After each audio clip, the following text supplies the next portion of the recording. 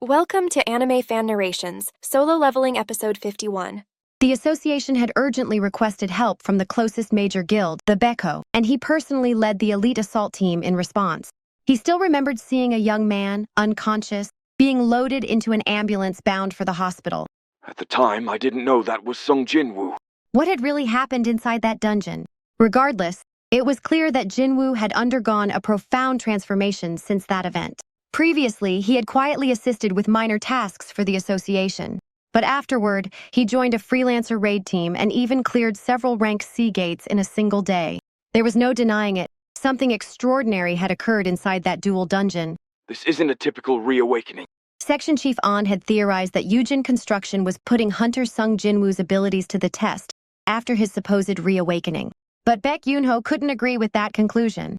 No, it's something else entirely. But that didn't account for the fact that the man's power kept increasing, and at a rapid pace, even though his reawakening should have already run its course. So what if there's a hunter who can continuously get stronger? And not just that, what if his growth rate was so extraordinary that in just a matter of months, he climbed from rank E all the way to rank S? Baek Yoonho let out a small gasp without realizing it. The thought sent chills through him. Of course, there wasn't any solid evidence connecting the anonymous post to Hunter Sung Jinwoo. But if Jinwoo's abilities were truly growing as described in that post, then imagining how far he could go was enough to make Baek Yoonho's head spin. And at the same time, I've been looking at this all wrong. Suddenly it became clear why Jinwoo seemed so uninterested in joining a guild. From his perspective, if someone had the potential to grow endlessly stronger, why would they ever want to be part of someone else's guild? Baek Yoonho shook his head. No way. I'd just start my own guild instead. Who cared about being a part of the top guilds in the nation? If his growth was limitless, his guild would naturally surpass them all before long. Both Chugong and I have been wasting our efforts on something that was never going to happen. He couldn't help but smirk as he imagined Chairman Choi sweating bullets, still trying to convince Jinwoo to join his guild. However, if my theory is accurate, this isn't something to laugh about. If this were true, then in the near future, Sung Jinwoo would likely rise to a position of immense influence, not just among hunters in South Korea, but possibly across the entire world. Baek Yoonho realized he needed to reevaluate everything concerning Sung Jinwoo. But before making any plans, I need to meet him face to face and see for myself. With a determined nod, Baek Yoonho decided there was no higher priority than meeting Sung Jinwoo in person. Unfortunately, how am I even supposed to arrange a meeting with him? Baek Yoonho clutched his head with both hands. Just thinking about the fact that he had resolved to meet a man who had ignored countless meeting requests from every guild so far gave him a headache. The appraiser's voice rose in astonishment. You picked it up in a dungeon? Jinwoo nodded calmly. Technically, he wasn't lying. After all, he had picked it up as loot after defeating Vulcan in the Demon's Castle dungeon. You're telling me an artifact like this could actually be found inside a dungeon? There's no way current craftsmanship could produce something like this. The appraiser, as well as the two appraisal department staff who overheard the exchange, wore doubtful expressions. But since Jinwoo himself claimed that was how he obtained it, they had no choice but to accept his explanation. And truthfully, the exact origin of the Crimson artifact wasn't the most pressing matter. No, the real question is, what does this hunter plan to do with it? The department head stepped forward decisively. It's been verified as authentic. His gaze remained locked on the bead of avarice resting in Jinwoo's hand. Would you like to put it up for auction through us? We'll ensure you get the best possible price for it. Now Jinwoo had a decision to make. Before deciding what to do with the bead of avarice, he posed another question. By any chance, do you have a flame-resistant defensive artifact for sale? The department head and Kim Jong-ki exchanged glances. Then, with somewhat hesitant expressions, they both turned back to Jinwoo. Jinwoo frowned slightly, puzzled. Did I say something strange? No, not at all. Or is it that flame-resistant armor is hard to come by? Actually, the department head smiled faintly before replying. It's quite the opposite. They're incredibly easy to obtain. But I couldn't find one listed online? Items like weapons or defensive gear with special attributes tend to be incredibly expensive, so they rarely show up for online sale. That said, finding one shouldn't take long if you're actively looking. Fire-type magic is the most widely used attack magic, after all. That made sense. Nearly every mage-type hunter Jinwoo had encountered so far used either fire or light-based spells. Even Choi Jung-in, the rank S hunter, was known to specialize in flame magic. On top of that, many of Jinwoo's shadow soldiers employed fire attacks. Fangs could even breathe fire. In short, fire-type attacks were far from uncommon. Good to know it's not hard to locate one. Although the mention of the high cost was a little daunting, the urgency of his mother's treatment made finding one a priority. No matter the price, he was determined to secure one as quickly as possible. If it came down to it, he could always sell the beat of avarice. Can you help me find one? Of course, no problem. The department head turned to leave the appraisal room, but paused and glanced at Kim Jong-ki. Jung-ki, instead of keeping our guest waiting here, why don't you show him some of the items scheduled for auction? Ah, yes, absolutely. I'll handle it. Kim Jong-ki stepped forward and gestured to Jinwoo. Please follow me. The two of them made their way to the VIP display hall, which showcased high-end artifacts either waiting for auction or searching for the right buyer. Weapons, armor, and runestones were carefully presented inside transparent glass cases. Jinwoo stopped in front of a display featuring a sleek longsword. Kim Jong-ki noticed his interest and approached. Is there something that's caught your eye? No, it's not that, but Jinwoo tapped lightly on the glass case in front of him. are these artifacts really safe behind such thin glass? I don't see any advanced security systems here either. Kim Jong-ki's face lit up with a confident smile.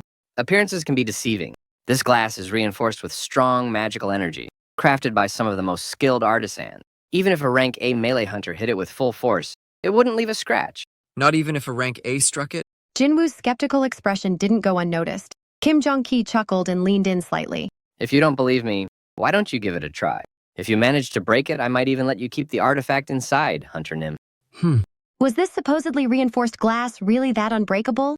I can sense some magical energy in it, but His curiosity piqued. Jinwoo started channeling strength into his right arm to test it for himself. In an instant, his shoulder and forearm bulked up, and the air around him grew heavy under the sheer pressure. Wait, stop.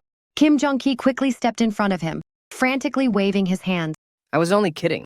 I didn't actually mean for you to hit it. oh no, I see. If you break the glass, the Hunters Guild's elite team will be here in no time. We've signed a security contract with them to protect the auction house. Uh-huh. This man, telling jokes with such a serious face. Jinwoo relaxed his stance and withdrew his strength. As the oppressive air surrounding him dissipated, Kim Jong-ki let out a deep sigh of relief. Hold on a second. Isn't he supposed to be a mage-type hunter?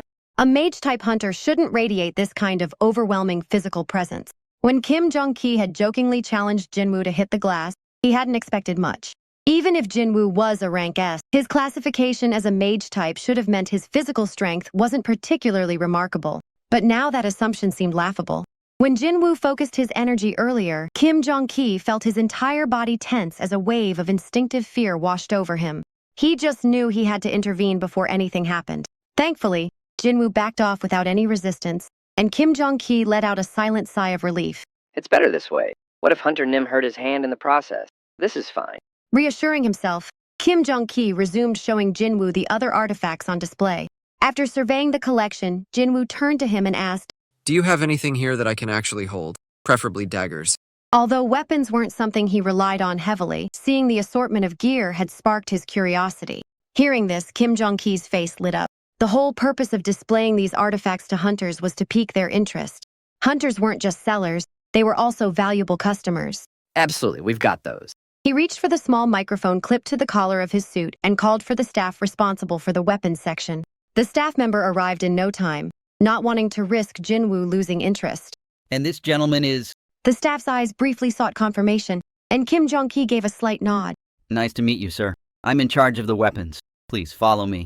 Jinwoo was guided out of the VIP display hall by the staff member. Watching them leave, Kim Jong-ki let out another long sigh. This Hunter Sung Jinwoo, he really has a knack for keeping people on their toes, doesn't he? Now calmer, Kim Jong-ki glanced around the hall absent-mindedly before heading to the glass case that had displayed the longsword Jinwoo had seemed interested in earlier. As he examined the case, his brows furrowed slightly. He leaned in closer, inspecting the surface for fingerprints or smudges, but instead noticed something unusual. On the upper corner of the case, there was a faint crack, almost imperceptible to the naked eye. Well, what the heck? He pulled out a handkerchief and rubbed at the spot, but the crack didn't disappear. It wasn't dirt or a smudge. It was an actual crack. Well, I'll be. Kim Jong-ki frowned deeply, a troubled expression settling on his face. How disappointed would Hunter Sung Jinwoo have been, someone who could easily become one of their most valuable clients, if he had noticed that flaw? At least the crack was located near the corner of the glass case, where it wasn't easy to spot. Clicking his tongue in disapproval, Kim Jong-ki called the maintenance team and then exited the VIP display hall, following the same path Jinwoo had taken earlier.